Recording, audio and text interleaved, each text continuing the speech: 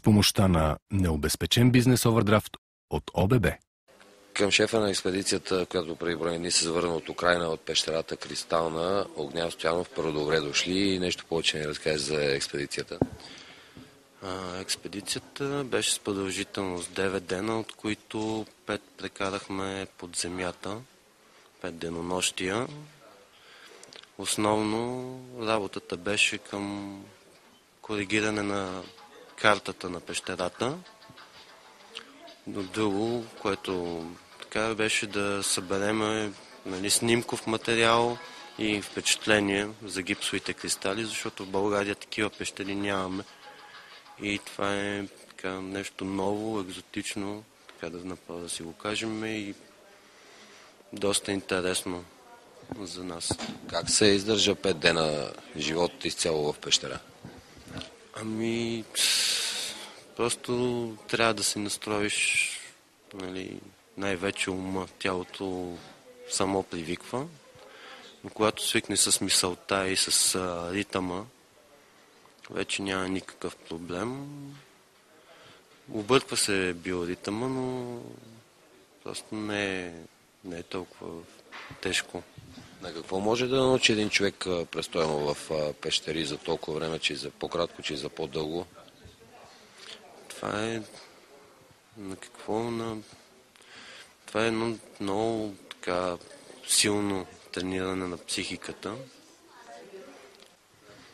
Доколкото знам, експедицията беше от 21 до 30, което означава, че сте изкарали Коледа под земята?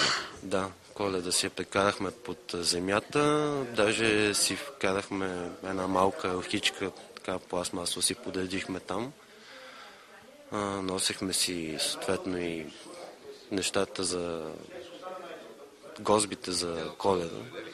Да, имаше подаръци, изобщо да, изненадахме украинците много приятно, тъй като тяхната Коледа сега е на 6-ти, 7-ми. И така си я празнувахме точно по-истински, имам пред с всичките табиети. Има ли разлика в това, което си пожелава човек, когато е, да речем, на 8-ми етаж в някоя панелка или на няколко метра под земята? Да, за съвсем различни неща определено се мисли. Всички така си пожелахме точно такива приключения, нови изживявания и така. Едно такова изживяване предстои в края на месеца. Да, надяваме се да се окомплектова един добър български екип, който да вземе участие. За резултатите, рано е да се говори, все пак украинците работят по този въпрос от 20-30 години вече. Не мога да кажем, че сега ние ще отидем и нещата ще се случат. Всичко в сферата на пожеланията, но както казах, такива огромни лабиринтни системи ние си нямаме тук и това е наистина едно много добро трупане на опит, а и познанствата, които се завързват, са много ценни. Разбрах, че минималната възрастова граница, която е била на тази експедиция, е 19 годишно момче или момиче? Момиче. Какво според теб кара 19 годишното момиче да ходи на Кръшма, да отиде на такава експедиция под земята в пещера? Новото. Това и беше първа така по-голяма експедиция, първи подземен лагер, както и на половината от състава. Първи такъв подземен лагер и това бяха много богати впечатления, които те добиха и сега вече забелязвам по-различен поглед към самата спелеология. Не просто да влезеш, да отидеш до дъното и такова, просто вече пещерата те я възприемат по различен начин.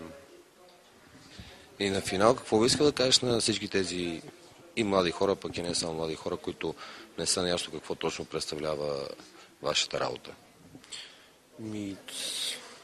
Да се докоснеш до спелеологията е много комплексно изживяване. То не е нито толкова спорт, нито толкова наука. Просто ти дава много и различни изживявания. Трудно е, но в същото време удовлетворението е огромно. Къде се чувстваш ако щеш и психически по-потиснат в голямата София или в една пещера, в която височината е 50 см? И може би къде се чувстваш по-спокоен, по-свободен?